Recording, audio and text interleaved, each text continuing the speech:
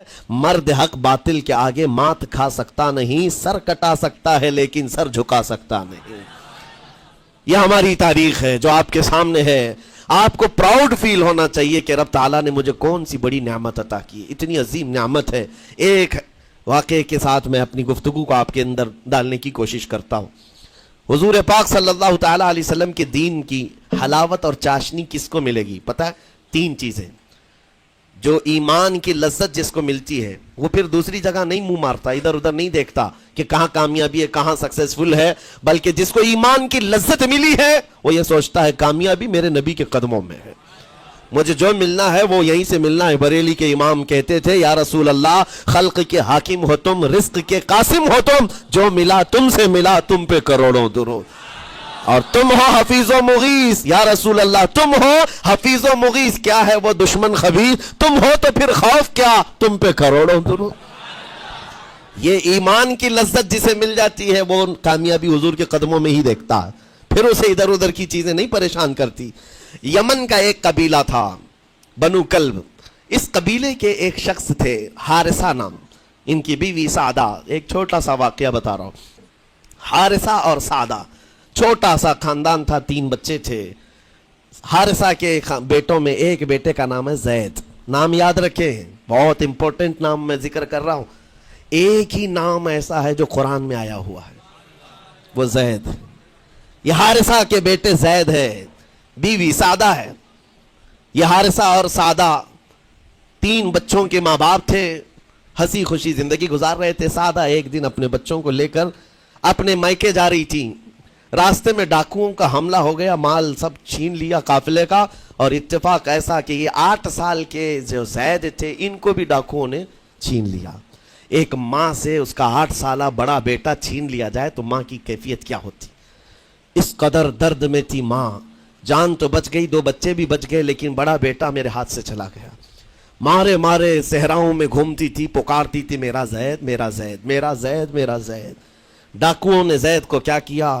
عکاظ کا ایک میلہ لگتا تھا، اس وقت یہ غلامی کا دور تھا، لوگ انسانوں کو پکڑتے اور بیچ دیتے تھے، وہاں لا کر کے انہوں نے زید کو بیچ دیا، غلام کی حیثیت سے بیچ دیا۔ آگے میں بتاتا ہوں۔ یہاں سعدہ کا حال بے حال تھا، واپس گھر آئی تو باپ اپنے شوہر سے کہا، اور شوہر کا حال تو ایسا تھا کہ وہ زید کو اپنے آنکھوں کا نور، اپنے آنکھوں کا سرور سمجھتا، اور اس قدر پیار و محبت والا باپ مارے مارے گھومتا رہا گلیوں میں، اور ان کا لکھا ہوا ایک اشعار کا منظوم ترانہ ہے جو اپنے بیٹے کی جدائی میں لکھا۔ اپنے تو اپنے دشمن بھی وہ ترانہ سنتے تو رو پڑتے تھے، ایک باپ کا درد اپنے بیٹے کی جدائی میں، بہت روتے تھے، بہت۔ ماں بھی دن رات روتی، باپ بھی پہاڑوں پر چڑھ جاتے اور وہاں سے صدا لگاتے، اے آسمان اگر تو نے زید کو دیکھا ہے تو میرے حوالے کر دے، زمین کے چپے کہیں اگر زید میرا زندہ ہے تو مجھے وہاں تک لے چل۔ یہ اشعار میں گنگناتے تھے، روتے تھے۔ اور زید کا کیا ہوا؟ عکاظ کے میلے میں بیچ دیا گیا۔ خریدا کون؟ حکیم بن حزام، جو حضرت خدیجہ رضی اللہ تعالیٰ عنہ کے بھائی لگتے تھے۔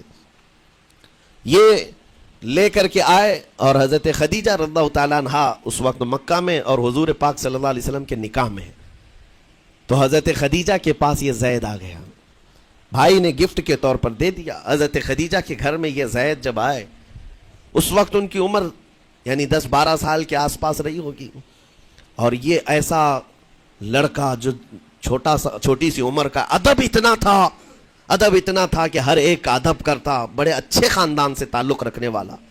ہوا کیا؟ ایک دن آفتاب رسالت، ماہتاب رسالت رسول پاک صلی اللہ علیہ وسلم کی نظر پڑی، دیکھا اخلاق و کردار میں کامل بچہ ہے، اور ایک ہی نظر میں بھاگ گیا۔ پوچھا حضرت خدیجہ سے، کہا کہ یہ غلام عکاظ کے میلے میں بیچا گیا ہے۔ حضور نے فرمایا یہ میرے حوالے کر دو، میرے حوالے کر دو۔ حضور نے جس کو پسند کر لیا ہو، حضور نے جس پر نگاہ رکھی ہو، اب وہ زید خوشی خوشی حضور کے پاس آئے۔ نبی پاک صلی اللہ تعالیٰ علیہ وسلم ان کے اخلاق سے بڑے خوش تھے، اور اس کے بعد محبت بھی ایسی دی، ایسی شفقت دی کہ زید کو نہ باپ کی خبر تھی نہ ماں کی خبر تھی، جو کچھ تھا وہ رسول اللہ کے پاس تھا۔ حضور پاک صلی اللہ تعالیٰ علیہ وسلم کی تربیت میں دن گزرتے گئے، بڑے ہو گئے، یہاں تک کہ 16 سال کی عمر تھی، ایک دن حج کے موسم میں یمن کا بنو خاندان آیا ہوا تھا اور وہاں حج کے دوران وہ لوگ زید کے باپ حارثہ کے لکھے ہوئے اشعار پڑھ رہے تھے اور لوگوں کو رلا رہے تھے. ایک ہمارے قبیلے میں باپ ہے جو بچھڑے ہوئے بچے کی یاد میں روز روتا ہے, اس کے اشعار تو سنو. لوگ سن کر کے رو رہے تھے, یمن کا کوئی ایسا باپ ہے جو یوسف گمگشتہ کی خبر میں رویا کرتا ہے. یہ لوگوں کی بھیڑ لگی تھی, اسی کے سامنے سے زید کا گزر بھی ہو رہا تھا. بنو کلب کے لوگوں نے زید کو دیکھا, پہچان لیا, یہی تو وہ بچہ ہے جس کی یاد میں اس کا باپ روتا ہے, اور اس کو بلایا اور کہا تیرا نام؟ کہا زید. باپ کا نام حارثہ. کہا یہی تو ہے جس کے غم میں پورے اشعار پڑے جا رہے یمن میں. زید سے کہا تجھے پتا ہے تیرے باپ کا رو رو کر کے کیا حال ہو گیا؟ تیری ماں صحراؤں میں آواز دیتی ہے, پہاڑوں پر چڑھ جاتی ہے. ایک بچے کے لیے اس کے ماں باپ کی جدائی بتا دینا کتنی بڑی بات تھی. میرے عزیزوں, سالوں کی یہ گم گشتہ خبر پھر سے واپس مل گئی ہے. زید نے کیا کہا کہ اب میرے ماں باپ سے جا کر کہہ دیں کہ رونا دھونا بند کریں, اونٹوں کی طرح ادھر ادھر بھٹکنا بند کریں, انہیں میرا سلام پہنچائیں اور کہیں انہوں نے جہاں مجھے دیکھنا تھا اس سے بہتر جگہ میں ہو, اس سے بہتر جگہ میں ہوں.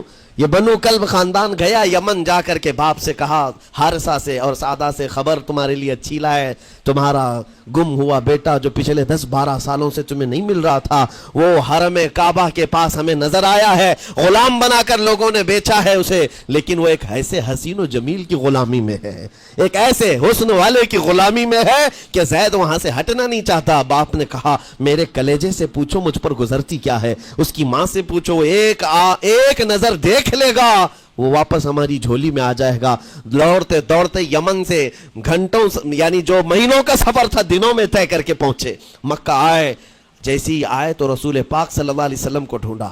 حضور پاک مل گئے تو دھاڑے مار مار کر باپ رونے لگا اور کہا کہ اے محمد صلی اللہ علیہ وسلم, ہم نے آپ کے متعلق سنا ہے یتیموں کے والی ہیں, آپ کا دل بہت بڑا ہے, مجھ باپ کے اوپر رحم کیجئے, برسوں سے اپنے بچے کے لیے ترس رہا ہے, میں اور میری بیوی تڑپتے ہیں, صحراؤں میں آواز دیتے ہیں. حضور نے پوچھا ہوا کیا ہے تمہارے ساتھ؟ کہا ہمارا بیٹا گم ہو گیا تھا, برسوں ہو گئے تھے, لیکن سنا ہے وہ یہاں رہتا ہے. حضور نے پوچھا کیا نام ہے اس کا؟ کہا زید اس کا نام ہے, میرا نام حارثہ ہے.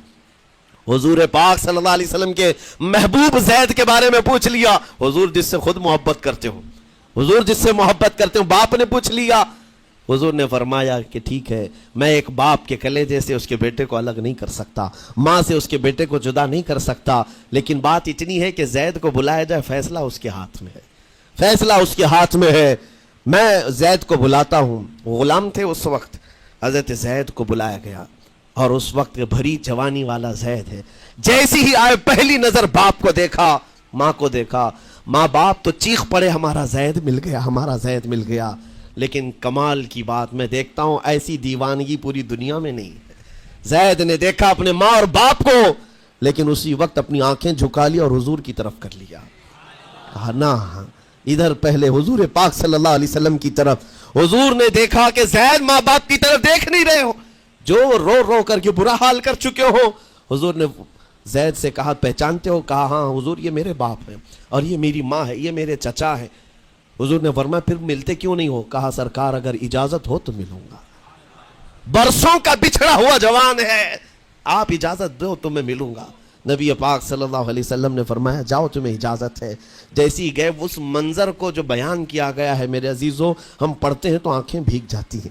ماں لپٹ کر کے اپنے بچے کو ہر جگہ چوم رہی ہو, باپ سینے سے لگا کر کے دھاڑے مار کر رو رہا ہو. پہلے تو غش کھا کر گر گیا تھا, پھر افاقہ ہوا. یہ دردناک منظر تھا. اس کے بعد زید بن حارثہ کو کیوں نہ تکلیف ہو, غم کیوں نہ ہو, ماں باپ بچھڑے ہوئے اتنے سالوں کے بعد دیکھنے کو ملے, دل پر کیا بیت رہی ہوگی. میری ماں وہی جو مجھے خشکیوں میں پالا کرتی, تریوں میں پالا کرتی, میرا باپ وہی جو خون پسینے کی کمائی سے مجھے کھلایا تھا, آج آ گیا ہے.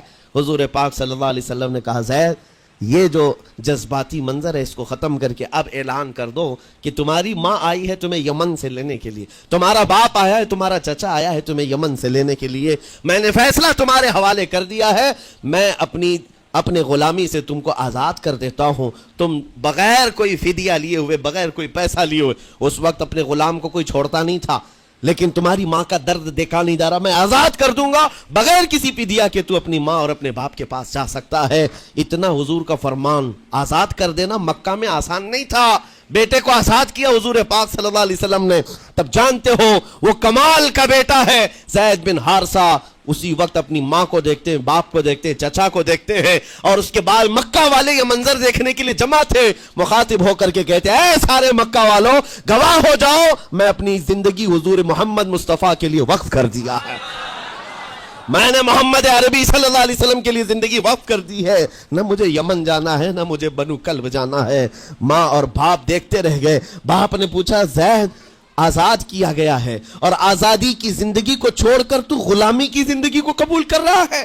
زید بن حارثہ نے اس وقت تاریخی جملہ کہا تھا، کہا بابا آپ نے جتنی شفقت کی ہوگی یا 1000 ماں باپ مل کر اپنے بیٹوں پر جتنی شفقت نہیں کیے ہوں گے، اس سے زیادہ شفقت محمد الرسول اللہ نے کیا ہے۔ میں 1000 آزادیوں پر اس ایک غلامی کو، میں 1000 آزادیوں کو قربان کرتا ہوں اس ایک غلامی پر، میرے لیے زندگی بھر یہ غلامی کافی ہے۔ اتنا کہا تھا میرے آقا صلی اللہ علیہ وسلم نے اپنے باہوں کو پھیلا دیا، سینے سے لگایا اور زید بن حارثہ کو لے کر خانہ کعبہ کے پاس آئے۔ میرے عزیزو ان کا حال بھی ایسا ہے کہ اگر کوئی ٹوٹ کر چاہتا ہے تو یہ نہیں ہے کہ تو چاہ رہا ہے، بلکہ ان کا حال یہ ہے اتنا دیا سرکار نے مجھ کو جتنی میری اوقات نہیں، یہ تو ان کا کرم ہے، ورنہ مجھ میں تو ایسی بات نہیں۔ آتا ہے فقیروں پہ انہیں پیار کچھ ایسا، خود بھیک دے اور خود کہے منگتے کا بھلا ہو۔ حضور اکرم صلی اللہ علیہ وسلم زید بن حارثہ کو پکڑتے ہیں، خانہ کعبہ کے پاس لے آتے ہیں۔ ہجوم جمع تھا، مکہ والے سب کھڑے تھے۔ تب نبی پاک صلی اللہ علیہ وسلم اعلان کر کے کہتے ہیں اے مکہ والوں سن لو، آج سے زید کو میں نے آزاد کیا ہے، اور صرف آزاد نہیں، آج سے یہ میرا وارث ہے اور میں اس کا وارث ہوں۔